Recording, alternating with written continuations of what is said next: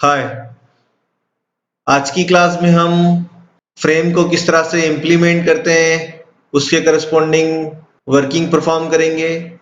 किस तरह से हम कंपोनेंट को, जिस तरह से हमने एप्लेट में कंपोनेंट्स को एडअप किए थे, इस तरह से हम अपनी खुद की बनाई हुई फ्रेम में भी कंपोनेंट्स को ऐड कर सकते हैं और उन पर अब हमें परफॉर्म करना है इवेंट हैंडलिंग ऑपरेशन। जिस तरह से हमने प्रीवियस वीडियो, अगर आपने उसको प्रॉपरली ऑब्जर्व किया होगा, तो हमने एप्लेट के ऊपर directly event handling operation perform की थी by using mouse. Now, in this case, we are applying event handling on components. That components you know very well. If you are not aware about such component, then first of all, you can watch my previous video so that you can understand how number of components are add up on applet. Now we are adding such components on frame. और इस case में हमारे पास second thing ये होगी कि हमें उस particular जो हम फ्रेम डिफाइन करेंगे, उस फ्रेम को एज ए विंडो हम डिफरेंट ऑपरेशन भी हमें परफॉर्म करना पड़ेगा एक्सप्लिसिटली। एप्लेट हमें सारी चीजें इम्प्लिसिटली प्रोवाइड करता है, जिसमें हमें ना तो उसको क्लोज करना पड़ता है, ना इसी तरह हमें मैक्सिमाइजेशन या मिनिमाइजेशन के करस्पॉन्डिंग कोई ऑपरेशन परफॉर्म नहीं करना होता है। लेकिन अब हम हमारी खुद की जब फ्रेम क्रिएट करेंगे, तो उस फ्रेम को हमें क्लोज करने के लिए उस पर हमें ऑपरेशन परफॉर्म करना पड़ेगा, तब जाकर वो पर्टिकुलर फ्रेम क्लोज होगी ना। इसी तरह हमें उसकी अगर मैक्सिमाइज नहीं करने देना है तो भी हम उसके ऊपर ऑपरेशन परफॉर्म कर सकते हैं, लेकिन एप्लेट में ऐसा नहीं होता है। जो मैक्सिमाइजेशन ऑपरेशन परफॉर्म करेंगे तो वो आपकी पर्टिकुलर एप्लेट के इंटरनली जो पैनल बनी है वो मैक्सिमाइज होगी, लेकिन अब यहाँ पर हम फ्रेम के थ्रू उस मैक्सिमाइजेशन या मिनिमाइजेशन ऑपरेशन को रिस्ट्रिक्ट कर सकते हैं। तो हम आके इस पर्टिकुलर क्लास के अंदर कंपोनेंट्स पे इवेंट हैंडलिंग और हम हमारी खुद की फ्रेम किस तरह से डिजाइन करते हैं उसको इम्प्लीमेंट करके देखते हैं। ये है हमारी रजिस्ट्रेशन क्लास, जिससे हमने प्रीवियस क्लासेस में हमने वर्किंग परफॉर्म करी थी। नाउ अब हम एप्लेट के ऊपर ऑपरेशन परफॉर्म नहीं कर रहे, अब हम हमारी खुद की फ्रेम क्रिएट करेंगे। तो हम किस तरह से फ्रेम क्रिएट कर सकते हैं, यहाँ वन बाय वन वर्किंग करके देखते हैं। तो हमें एप्लेट सारे कंपोनेंट वैसे के वैसे ही एडअप होंगे, बस यहाँ पर हमें क्या करना है, हमें फ्रेम का यूज करना है। हम हमारे एप्लेट में हम ऑब्जेक्ट क्रिएट नहीं कर सकते, लेकिन यहाँ हमें ऑब्जेक्ट क्रिएट करना पड़ेगा। जिस तरह से हमारा नॉर्मल एग्जीक्यूशन हम परफॉर्म करवाते थे पहले via using Java command, now in the same way you can again execute here this particular class via using Java command, through which you can execute the code and you can perform your GUI programming. So here we can use another component which is known as frame class. यहाँ पर हमने frame class का use किया है। अब frame class है तो अब हमारे पास यहाँ इनिट मेथड नहीं होगी। अब हम यहाँ पर फ्रेम नाम से कंस्ट्रक्टर का यूज करेंगे, क्योंकि हमारा ये पर्टिकुलर फ्रेम जो बनी हुई है, इस फ्रेम को हमने एक्सटेंड किया है। तो ये फ्रेम हमने कहा किया है, रजिस्ट्रेशन नाम की क्लास में एक्सटेंड किया है। तो हमें इस पर्टिकुलर रजिस्ट्रेशन क्लास का कंस्ट्रक्टर बनाना होगा। तो हमने यहाँ रजिस्ट्रेशन नाम से जो क्लास बना रखी है, जिसमें हमने फ्रेम को इंप्लीमेंट कर रखा है, एक्सटेंड कर रखा है, उस पर्टिकुलर रजिस्ट्रेशन के कंस्ट्रक्टर को हमें यहाँ बनाना पड़ेगा, क्योंकि अब हम हमारा खुद का ऑब्जेक्ट बनाकर ही फ्रेम को क्रिएट कर सकते हैं। तो यहाँ हमें फ्रेम क्रिएट करना है, तो फ्रेम तब क्रिएट होगी जब हम उसका ऑब्जेक्ट बनाएंगे।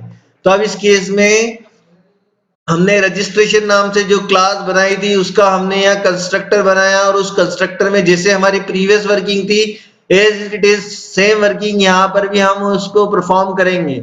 लेकिन एप्लेट में बाय डिफॉल्ट इंटरनली एक पैनल होता है, लेकिन फ्रेम के अंदर हमें पैनल बनाना पड़ता है। Without panel, without creating panel we cannot add a different panel, as well as we cannot add a different component. So in that case, यहाँ पर हमारे पास already predefined panel class, no doubt, but हमें एक main panel भी बनाना पड़ेगा, जिसमें हमें जाकर पैनल नंबर ऑफ पैनल जो हमने क्रिएट किए उनको ऐड करना होगा।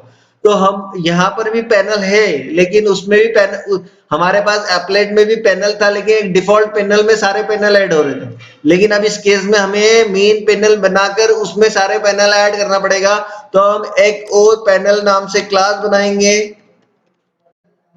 और उस पैनल के अंदर हम जाकर उसका ऑब्जेक्ट हम क्रिएट करेंगे। जब कंस्ट्रक्टर वर्क करेगा, जब हमारा उस पर्टिकुलर रजिस्ट्रेशन का ऑब्जेक्ट क्रिएट होगा, तो उस केस में हमने अगेन जो हमने पैनल नाम से रेफरेंस बनाया है वो ये हमारा मेन पैनल है। हम इसमें जाकर पैनल नाम से ऑब्जेक्ट क्रिएट करेंगे। अगेन ये हमारा अभी तक पीएन था, इनिशियल पैनल, जो कि हमारे डिफॉल्ट पैनल में जा रहा था, किसके अंदर, एप्लेट के अंदर। नाउ अब हम हमारी खुद की फ्रेम बना रहे हैं, तो उस फ्रेम में हमें एक पैनल बनाना पड़ेगा और उस पैनल के करस्पॉन्डिंग हम उसका बैकग्राउंड भी सेट कर सकते हैं। तो अब इसमें हमने पैनल डॉट सेट बैकग्राउंड किया हमने।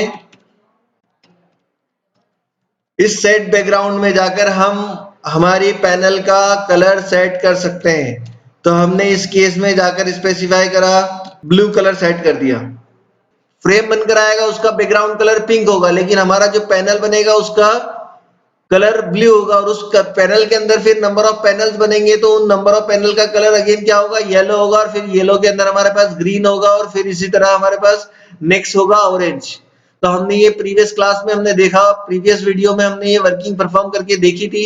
अगर आपने उस प्रीवियस वीडियो को नहीं देखा है तो पहले उस वीडियो को पहले आप वॉच कीजिए, देन इस पर्टिकुलर वीडियो की तरफ मूव करेंगे, तभी जाकर आपको सारे क्लियर कंसेप्ट होंगे। क्योंकि हम वापस से सारे कंपोनेंट ऐड नहीं कर रहे हैं, प्रीवियस कंपोनेंट जैसे थे वैसे के वैसे ही रहेंगे। बस हमें अब क्या करना है, हम हमारी खुद की फ्रेम बना रहे हैं। तो जब हम खुद की फ्रेम बनाएंगे तो आपको ये रिक्वायर्ड है कि हमें पैनल क्रिएट करना ही पड़ेगा। Without panel we can not perform working on frame. So इस केस में हमने यहाँ पैनल नाम से स्पेसिफिकेशन किया।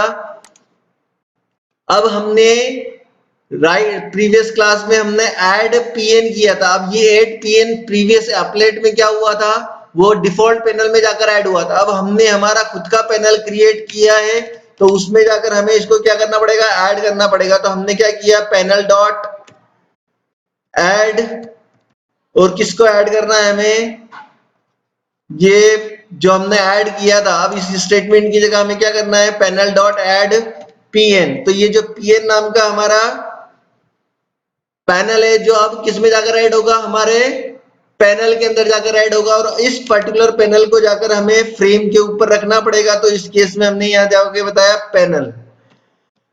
once again you can understand that you cannot work without panel in a frame. If you are not creating any panel, then in that case you cannot add component directly into a frame. But in an applet, by default there is a panel in which you can add component directly. But in this case you cannot add any type of component into a frame. If whenever you are creating a frame, in that case you first of all create a panel, and after that you can add a number of panel as well as number of component into a frame. So now हमने यहाँ add panel करते हुए ये panel को add कर दिया। लेकिन अब हमें जिस तरह से हमने पहले एप्लेट के करस्पॉन्डिंग ये टैग डिफाइन किया था, अब हमें ये टैग डिफाइन करने की जरूरत नहीं है। क्योंकि अब हम हमारा ऑब्जेक्ट क्रिएट करेंगे, तो जिस समय ऑब्जेक्ट क्रिएट होगा उस पॉइंट ऑफ टाइम पर हम उसकी साइज सेट करेंगे कि हमें कितने डायमेंशन का पैनल चाहिए, कितनी डायमेंशन का पैनल चाहिए। तो अब उस पैनल को हमें बताने के लिए यहाँ बताना पड़ेगा क्या, हमने यहाँ स्पेसिफिकेशन दिया, सेट साइज करते हुए हमें यहाँ बताना पड़ेगा कि हमें कितनी साइज का पैनल चाहिए। जिस तरह से हमने एप्लेट में विड्थ और हाइट सेट की थी, इसी तरह हमारे पास सेट साइज नाम की मेथड है, कंपोनेंट नाम की क्लास जो इनहेरिट होकर आई है किसमें, फ्रेम में, जिसको हमने हमारी क्लास में इनहेरिट किया है। तो फ्रेम के अंदर भी बाय डिफॉल्ट इनहेरिट होके कौन सी क्लास है, कंपोनेंट है। तो उस क्लास के अंदर सेट साइज नाम की मेथड डिफाइंड है। तो यहाँ जाकर हम हमारे इस पर्टिकुलर पैनल की साइज सेट कर सकते हैं 500 बाय 700। जैसे हमने अपलेट में विड्थ और हाइट करके स्पेसिफाई किया था। अब इस पॉइंट ऑफ टाइम पे जब हमारा ऑब्जेक्ट क्रिएट होगा तो उस ऑब्जेक्ट क्रिएशन पर कंस्ट्रक्टर कॉल होगा। सारे कंपोनेंट ऐड होने के बाद उसकी साइज हम क्या क्या सेट करेंगे, सेट साइज 500 बाय 700। ये हमारी उस फ्रेम का डायमेंशन होगा। सिर्फ साइज सेट करने से हमारा फ्रेम बनकर नहीं आएगा। अब हम उस पर्टिकुलर फ्रेम को ऐड, फ्रेम में नंबर ऑफ कंपोनेंट्स ऐड करने के बाद हमें उसकी विजिबिलिटी भी बतानी पड़ेगी। तो हमारे पास जो नेक्स्ट मेथड है वो कौन सी है, सेट विजिबल। इस सेट विजिबल में जाकर हमें बताना पड़ेगा बुलियन वेरिएबल, बुलियन वैल्यू, जिसमें हमें ये बताना पड़ेगा ट्रू। अगर हमने सेट विजिबल ट्रू किया तभी हमें फ्रेम विजिबल होगी। अदरवाइज सेफ, अगर by default it is false तो हमें वो पर्टिकुलर फ्रेम विजिबल नहीं होगी। तो हमें उसके लिए सेट विजिबल ट्रू बताना पड़ेगा। सो इस केस में अब ये वर्किंग कब परफॉर्म होगी, तब हमारा जो टास्क परफॉर्म हो रहा था बाय डिफॉल्ट अभी तक इनिट मेथड डायरेक्टली कॉल होती थी एप्लेट में। नाउ अब हमें ऑब्जेक्ट क्रिएट करना पड़ेगा तो अगेन हमें मेन मेथड का यूज करना पड़ेगा। तो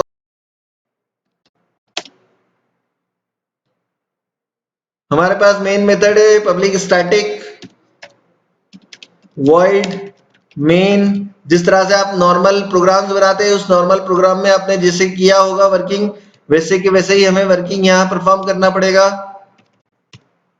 ये हमारी मेन मेथड है। इस मेन मेथड में जाकर अब हम हमारी फ्रेम का ऑब्जेक्ट क्रिएट करेंगे। तो हमने क्या नाम से बनाया है, हमारी क्लास रजिस्ट्रेशन नाम से है। तो हमने REG नाम से बताया रेफरेंस। देन हमने इस पॉइंट ऑफ टाइम पर रजिस्ट्रेशन नाम से ऑब्जेक्ट क्रिएट किया। तो जैसे ही हमारा ये पर्टिकुलर ऑब्जेक्ट क्रिएट होगा उस पॉइंट ऑफ टाइम पर ये रजिस्ट्रेशन का कंस्ट्रक्टर वर्क करेगा और ये जितनी वर्किंग हमने प्रीवियसली जैसे इनिट मेथड में बताई थी वैसे ही अब हमारे कंस्ट्रक्टर के थ्रू ये सारी वर्किंग परफॉर्म होगी। और उस केस में लास्ट में जाकर सेट साइज करते हुए ये सेट विजिबल होते हुए हमारे सामने वो पर्टिकुलर फ्रेम डिस्प्ले होकर आएगी।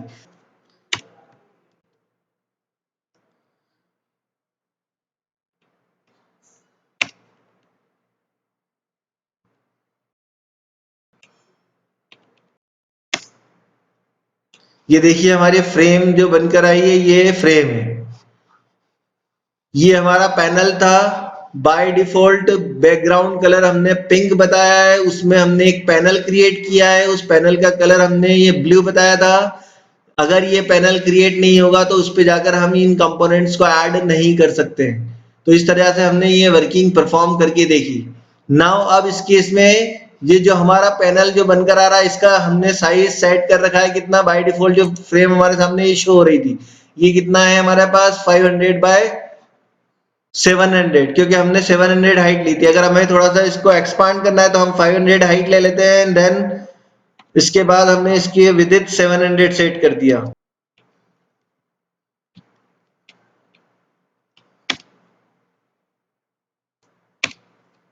ये हमारा देखिए ये पैनल बनकर आ रहा है और ये रजिस्ट्रेशन इस तरह से हमारे इस फ्रेम के ऊपर डिस्प्ले हो रहा है। एज इट इज वर्किंग है जिस तरह से हमने अप्लाइड किया है, लेकिन यहाँ पर हमें एप्लेट टैग यूज नहीं करना है। यहाँ हमें मेथड कॉल करना है और उस मेथड में हमें डायमेंशंस देनी है। जब हमारा उस रजिस्ट्रेशन जिसमें हमने फ्रेम को एक्सटेंड किया है उसमें हमें जाकर उसके डायमेंशन एक्सप्लिसिटली सेट करना पड़ेंगे सेट साइज के थ्रू, और सेट विजिबल के थ्रू उसको हमें ट्रू बताना पड़ेगा, अदरवाइज हमारी फ्रेम विजिबल नहीं होगी।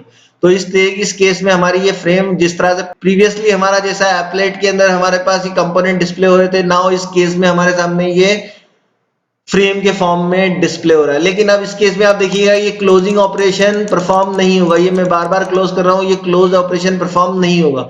यहाँ कोई भी बाय डिफॉल्ट वर्किंग नहीं होगी क्लोजिंग पर। एप्लेट के में क्लोजिंग वर्किंग इम्प्लिसिटली परफॉर्म होती है, लेकिन हमें यहाँ एक्सप्लिसिटली क्लोजिंग ऑपरेशन परफॉर्म करना होगा। हम चाहते हैं कि हमारी जो पर्टिकुलर फ्रेम बनकर आई है वो मैक्सिमाइज नहीं हो, हमारा जो स्टैंडर्ड फ्रेम है वो इसी फॉर्मेट में हमारे सामने डिस्प्ले हो। तो हम उसके करस्पॉन्डिंग इसकी जो साइज है उसको हम रिस्ट्रिक्ट कर सकते हैं। तो हम किस तरह से रिस्ट्रिक्ट कर सकते हैं वो यहाँ हम परफॉर्म करके देखते हैं। तो हमने हमारे पास नेक्स्ट जो है वो है सेट रिसाइजेबल नाम का जो एक मेथड है। इस सेट रिसाइजेबल में जाकर हम बता सकते हैं क्या, फॉल्स। फॉल्स हम बता रहे हैं, इसका मतलब क्या हुआ कि हम अब हमारी जो फ्रेम बनकर आ रही है यूजर उसको मैक्सिमाइज या मिनिमाइज ना कर सके, जैसी फ्रेम है वैसी के वैसे ही विजुअलाइज हो, तो वो पर्टिकुलर ऑप्शन आपका डिसेबल हो चुका है अब राइट नाउ। अगेन यहाँ वर्किंग क्लोजिंग की नहीं हो रही, तो आप कंट्रोल सी करते हुए भी उसको क्लोज कर सकते हैं, लेकिन जो जीयूआई फीचर है माउस के थ्रू क्लोजिंग ऑप्शन पर जाकर क्लोज करना, वो यहाँ वर्क नहीं करा, लेकिन एप्लेट के केस में एक वर्क करता था, क्योंकि एप्लेट में बाय डिफॉल्ट वर्किंग वो स्पेसिफाइड थी। लेकिन अब यहाँ हमें क्लोजिंग के लिए भी एक्सप्लिसिटली वर्किंग परफॉर्म करना पड़ेगा। हम उसको देखेंगे जब इसको ये हम पहले मैक्सिमाइज और मिनिमाइज का ऑप्शन देख ले, फिर उसके बाद हम क्लोजिंग के ऊपर वर्किंग परफॉर्म करते हैं।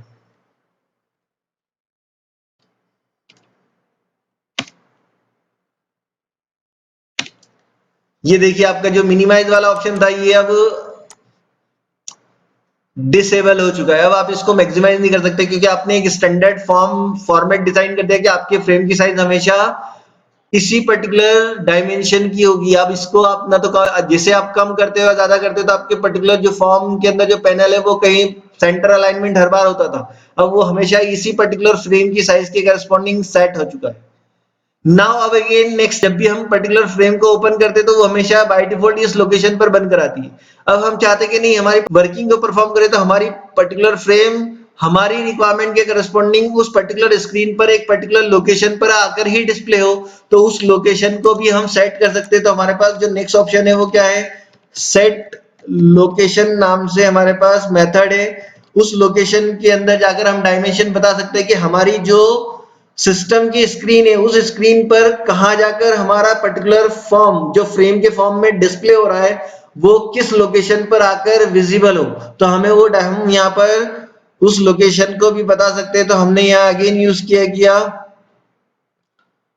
हमने 500 दिया। अगेन ये स्क्रीन की है ना कि हमारी फ्रेम की साइज नहीं बता रहे, हम हमारी स्क्रीन की साइज में 500 लोकेशन विदित वाइज और 300 लोकेशन हम बता रहे हैं किस वाइज, हाइट वाइज बता रहे हैं कि हमारी स्क्रीन पर इस लोकेशन पे जाकर हमारी फ्रेम विजिबल होना चाहिए। अभी तक हमारी जो फ्रेम विजिबल हो रही थी वो स्क्रीन की 0,0 लोकेशन पर थी बाय डिफॉल्ट। नाउ अब हमारी जो पर्टिकुलर लोकेशन होगी वो 500,200 थे।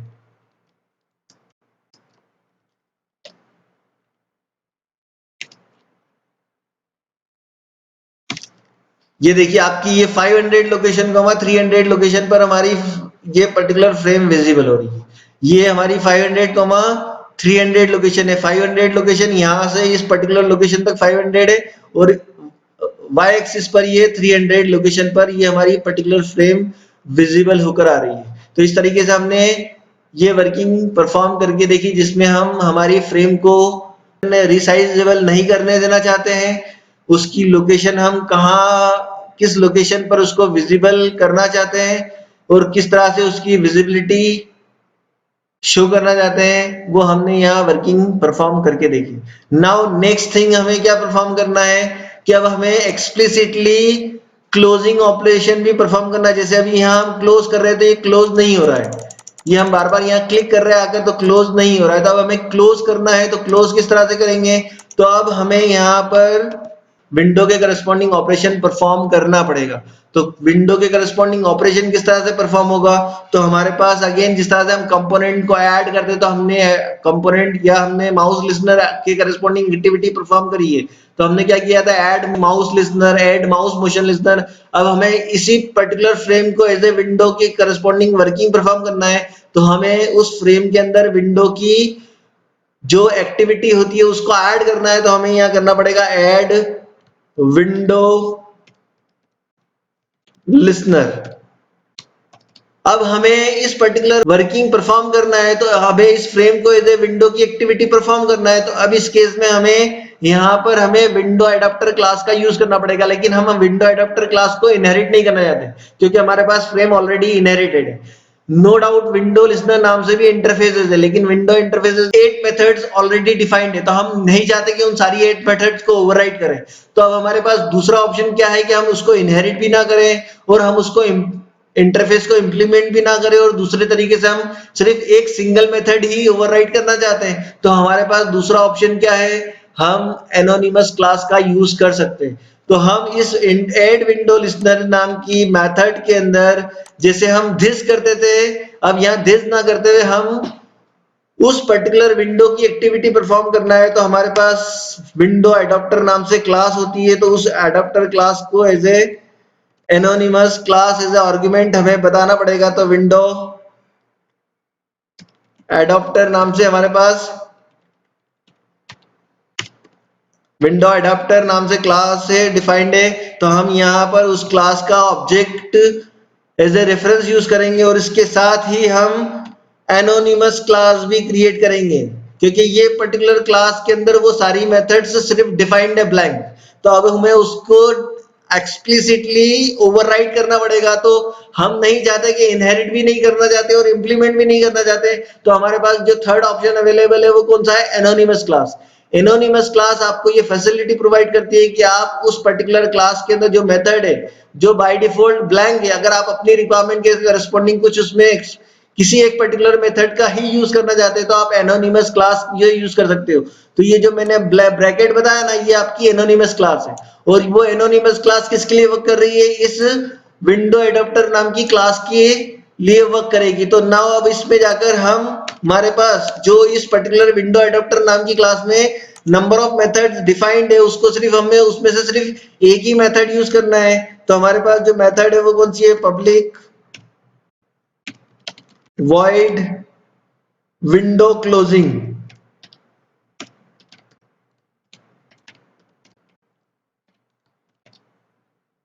इस पर्टिकुलर विंडो एडाप्टर में 8 मेथड्स डिफाइंड है विंडो के करस्पॉन्डिंग, बट हम उन सारी मेथड्स को ओवरराइड नहीं करना चाहते हैं अपनी रिक्वायरमेंट के करस्पॉन्डिंग, क्योंकि हम यहाँ क्लोजिंग ऑपरेशन परफॉर्म करना चाहते हैं एक्सप्लिसिटली। तो हमें सिर्फ एक ही मेथड ओवरराइड करना है। तो आपकी वो जितनी प्री डिफाइंड मेथड है वो एज इट इज रहेगी डिफाइंड, लेकिन उसमें कोई वर्किंग नहीं है। अभी फिलहाल हमें जिस मेथड की रिक्वायरमेंट है वो कौन सी है, विंडो क्लोजिंग, क्योंकि हमें क्लोजिंग के रिलेटेड हमें जब क्लोज पर ऑपरेशन परफॉर्म करें तो वो पर्टिकुलर विंडो क्लोज होना चाहिए। तो उसके लिए हमने यहाँ आकर इस क्लोजिंग मेथड को ओवरराइड किया एनोनिमस क्लास का यूज करते हुए।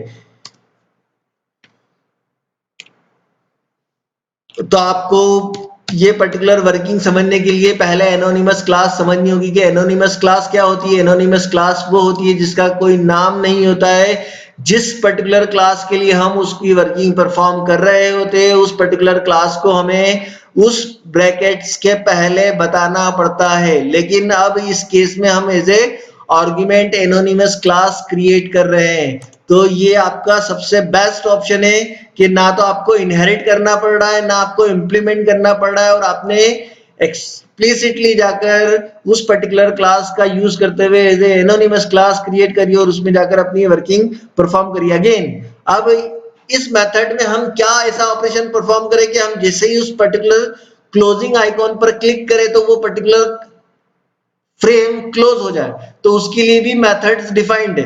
तो हमें वो मेथड कौन सी है, हमारे पास डिस्पोज नाम की मेथड है। डिस्पोज मतलब क्या होता है कि जो चीज आपने यूज करी उसके बाद आप उसको थ्रो करना चाहते हैं, मतलब वो थ्रोएबल हो, मतलब उसको आप क्लोज कर देंगे तो उसके ऊपर कोई इफेक्ट नहीं होगा। तो ये डिस्पोज नाम की मेथड उस पर्टिकुलर जैसे हम क्लोज करेंगे तो वो आपके पर्टिकुलर जो फ्रेम है जो विंडो के फॉर्म में अपीयर हुई है वो क्लोज हो जाएगी, डिस्पोज हो जाएगी।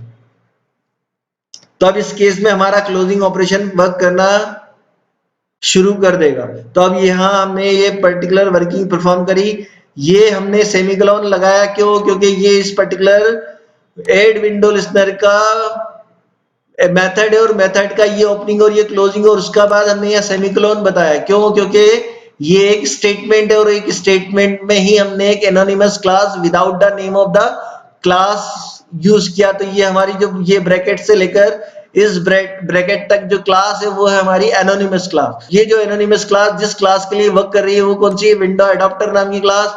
तो ये पूरा हमारा इस ऐड विंडो लिस्नर का क्या है, ऐसे आर्गुमेंट है और ये आर्गुमेंट पास होगा और उसमें यहाँ से विंडो एडाप्टर का रेफरेंस जाएगा और वो ऐड विंडो लिस्नर उस विंडो एक्टिविटी पर जहां जैसे हम क्लोज क्लिक करेंगे तो वहां इवेंट हैंडलिंग ऑपरेशन परफॉर्म होगा और वहां जाकर ये उस पर्टिकुलर विंडो को क्लोज करेगा। ये अगेन एक विंडो इवेंट हैंडलिंग ऑपरेशन है जो ऐड विंडो लिस्नर के करस्पॉन्डिंग वर्क कर रहा है। अगर आपको एक्सप्लिसिटली क्लास इनहेरिट करना है तो भी आप एक्सप्लिसिटली क्लास को इनहेरिट करके भी ऑपरेशन परफॉर्म कर सकते हो, लेकिन एक्सप्लिसिटली क्लास इनहेरिट तभी हो पाएगी जब हमारी ये फ्रेम नहीं होगी। तो फ्रेम अगर है तो हम विंडो एडाप्टर क्लास को इनहेरिट नहीं कर सकते, तो फिर आपको एक अलग से क्लास बनानी पड़ेगी और फिर उसके अंदर जाकर आप विंडो एडाप्टर क्लास को यूज करते हुए उसको इनहेरिट करके यहाँ परफॉर्म कर सकते हो। लेकिन हम सिंपल वे में वर्किंग परफॉर्म करके देख रहे हैं, तो यहाँ हमने बिना इनहेरिटेंस के यूज करते हुए भी विंडो एडाप्टर क्लास को यूज किया और उसकी मेथड्स को ओवरराइड किया। जो मेथड कौन सी है? Window closing. इसी तरह विंडो लिस्नर नाम की भी इंटरफेस ऑलरेडी डिफाइंड है, तो आप उसका भी यूज करते हुए इंप्लीमेंट कर सकते हो, लेकिन उस केस में आपको विंडो लिस्नर में जितनी मेथड्स है उन सबको ओवरराइड करना कंपलसरी है। लेकिन यहाँ पर मेरे को कोई विंडो एडाप्टर क्लास का यूज करते हुए किस सारी मेथड्स को ओवरराइड नहीं करना पड़ेगा। जब हम ये इवेंट हैंडलिंग ऑपरेशन परफॉर्म करें तो हमें एक क्लास इंपोर्ट करनी पड़ेगी इवेंट नाम से, जो हमारे पास इवेंट नाम के पैकेज में है। तो हमें इंपोर्ट, क्योंकि ये इवेंट हैंडलिंग ऑपरेशन परफॉर्म कर रहे हैं विंडो पर, अब एक्सप्लिसिटली अगर उस पर क्लिक करके, तो क्लिक कर जैसे ही क्लोज पर होगा तो इवेंट हैंडलिंग विंडो के करस्पॉन्डिंग परफॉर्म होगा। It is known as closing event. तो हमें उसके लिए यहाँ पर पैकेज इंपोर्ट करना पड़ेगा java.fwd इवेंट, और उस नंबर ऑफ क्लासेस डिफाइंड है तो हमें उन सबको नहीं करना था, हमने स्टार का यूज करते हुए वर्किंग परफॉर्म की।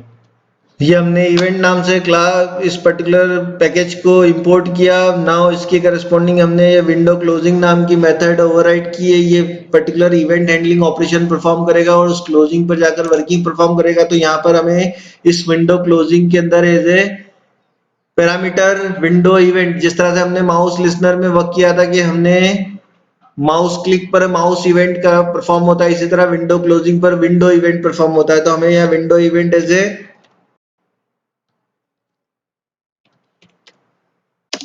पैरामीटर पास करना पड़ेगा। तो हमने यहाँ WE का यूटिलाइज किया। यहाँ सिंगल पैरामीटर हमारा स्पेसिफाई करना पड़ेगा विंडो इवेंट नाम की क्लास, जिसके थ्रू हमें उस पर इवेंट हैंडलिंग ऑपरेशन परफॉर्म करना है। तो यहाँ पर जैसे ही ये पर्टिकुलर क्लोजिंग मेथड कॉल होगी तो immediately it will close the frame. ये हम यहाँ आकर इसको कंपाइल किया हमने इसे, नाउ हमने इसको एग्जीक्यूट किया।